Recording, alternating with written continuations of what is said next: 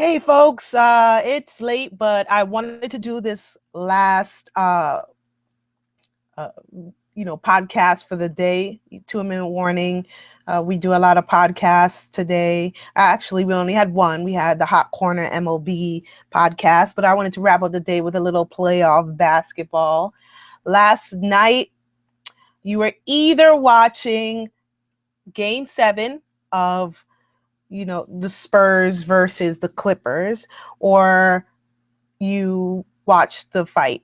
Now they weren't happening at the same time, but like it was a hell of a game. So you might have been up like talking about it. But I chose to watch the game and to forego the fight, and it looks like I had the better pick. But the Spurs, yeah, were knocked out by the Clippers. And to me, that was like amazing because all of us, every time we watch the Clippers play, we expect like the worst thing to happen. Chris Paul has been having a hard time getting out the first round. So like when things are close, we usually just expect for the ultimate worst to happen to the Clippers. And last night, I think it could have happened again, but the what happened was, and you guys feel free to chime in and let me know if I'm tripping or not, but I felt like Greg Popovich quit, you know. He ruined the streak of not letting Chris Paul into the next round.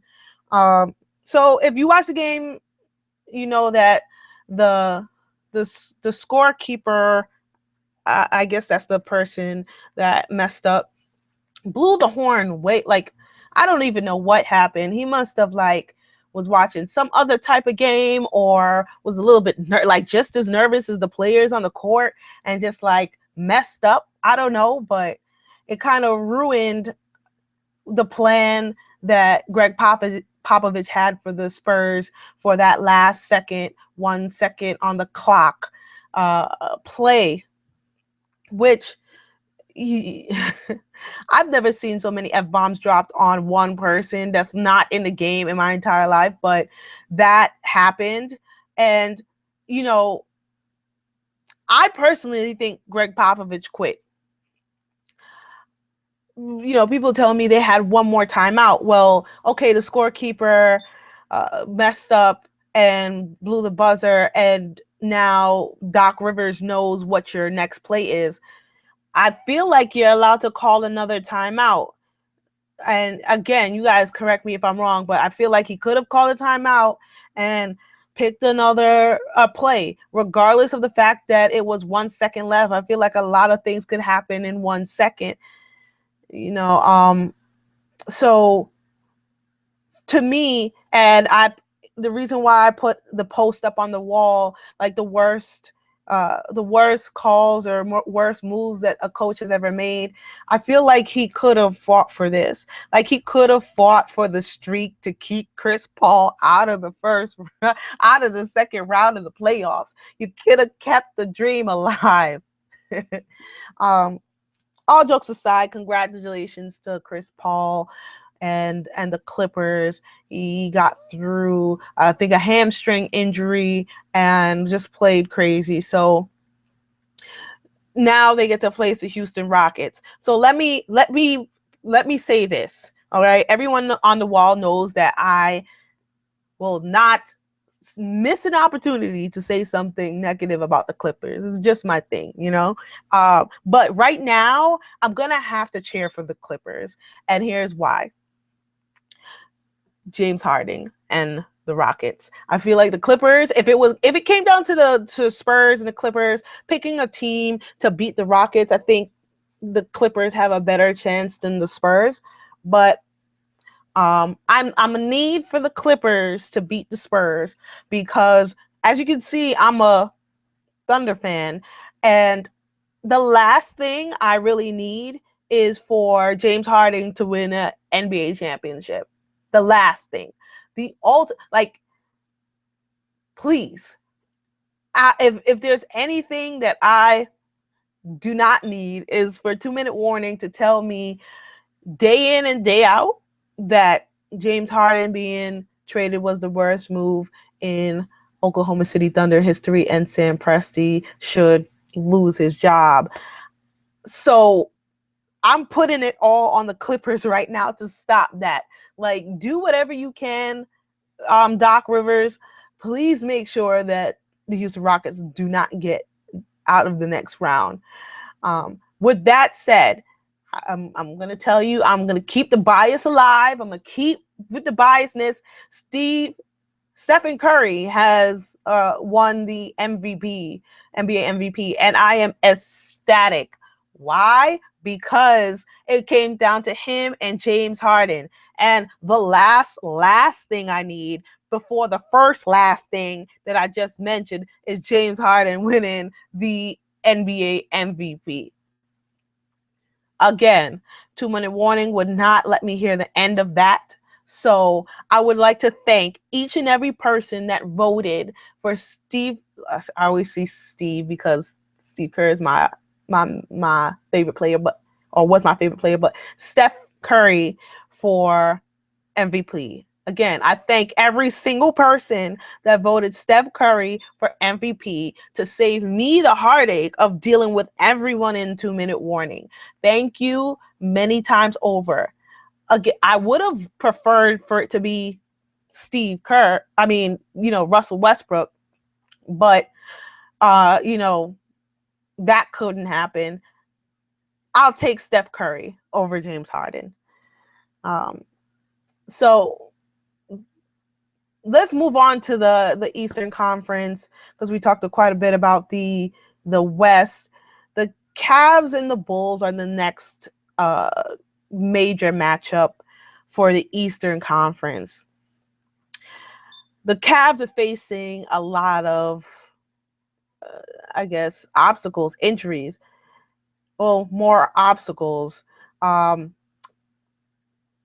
Kevin Love is injured. He's out for the rest of the playoffs. He's another one that I feel like might have tweeted Lil B something in the past and got this like bad luck cloud over him, but he is injured. He got injured by Olynyk in the Celtics series, dislocated shoulder, and cannot return. He's out for 4 to 6 months. That is a big blow because, I think I saw a stat where it said on the court with Kevin Love, the team is plus 36, and off they're only plus 1. And clearly he helps them out on the perimeter with his 3-point shooting, but he's out. So, and also J.R. Smith is out because in that same game, he was J.R. Smith again and threw a blow to, I think it's Carroll's face that got him suspended for 2 games. So now, I guess the Chicago Bulls, you should already know the ball is either going to Kyrie or LeBron. That's all they really have left. So the defensive plan shouldn't be that difficult. With that said, I am optimistic that the Bulls can either win one or both of the first 2 games because J.R. Smith is out for at least 2. I'm going to need for the Bulls to beat the Cavs in this round. Please do. You have an advantage of 2 games. And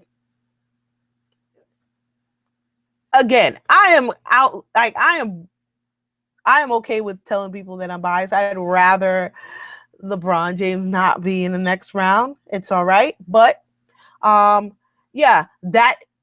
hope, I won't call it a dream because that's too much of being that's level 10 of being a hater. I just wish the Bulls the best, and I would love for them to defeat the Cavs.